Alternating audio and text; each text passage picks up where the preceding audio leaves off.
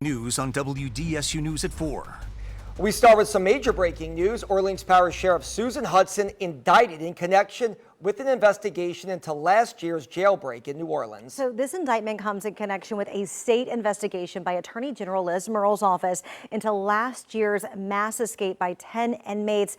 The bombshell news came down within just the last hour. And so we do have team coverage for you right now to break down those charges and what's next in this investigation and the legal process. Let's start with WDSU reporter Jasmine Franklin with the latest. Jasmine?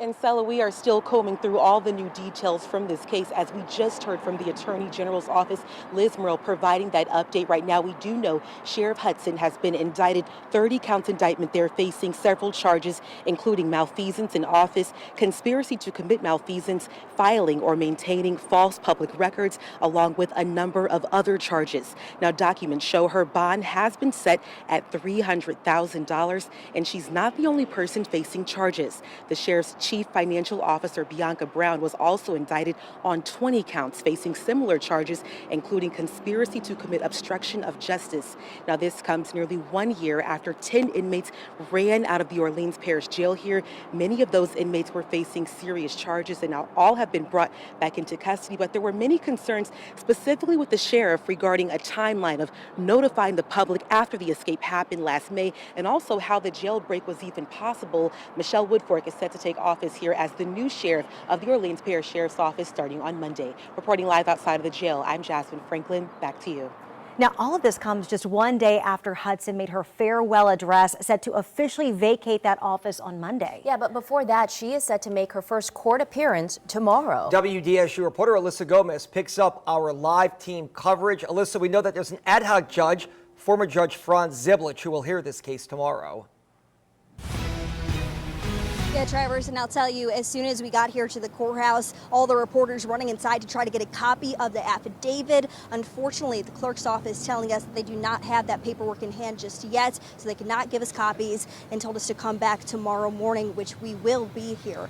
And the sheriff also expected to be here, as you mentioned, at 9 a.m. tomorrow morning. Again, like Randy said, this all comes as the sheriff is expected to leave office, even giving her farewell address yesterday after serving for 5 years as the leader of the Orleans Parish Justice Center. In that address, she touched on the jailbreak in May of last year, citing it as one of her most challenging experiences. Today, the Attorney General saying in that indictment that the sheriff did not comply with basic legal requirements. Again, this is a bombshell announcement that just dropped a couple of moments ago, so you can expect us to continue to follow it throughout the next couple of days, probably next couple of weeks, and we will be back out here at the courthouse when those doors open tomorrow morning to get a copy of that affidavit as well. Back to you.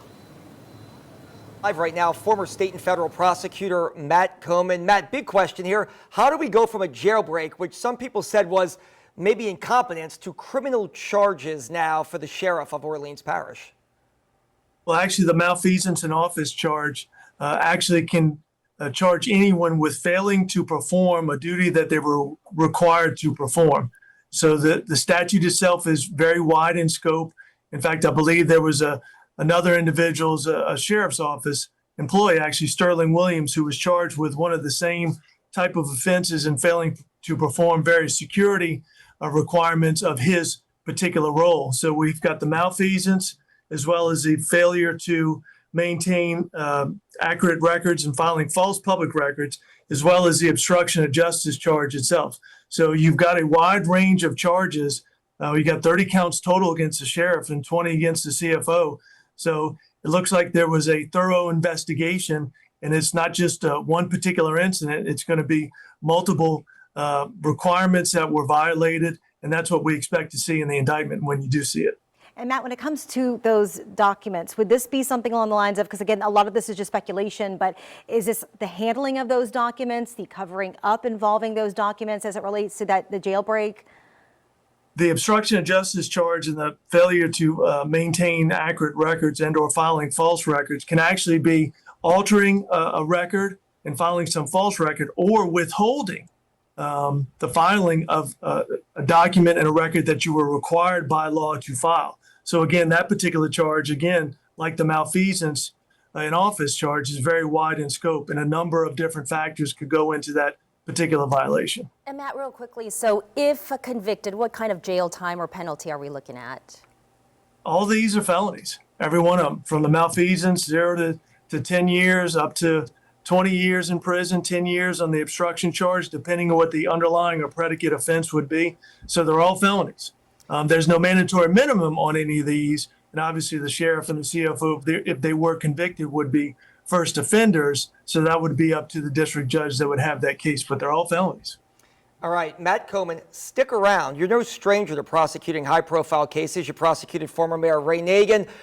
Stick around. We're going to come back to you in just about 25 minutes here. We have a lot more questions to get to on this major story. And again, if you want to keep up with the very latest, you can join us online at WDSU.com or our mobile app.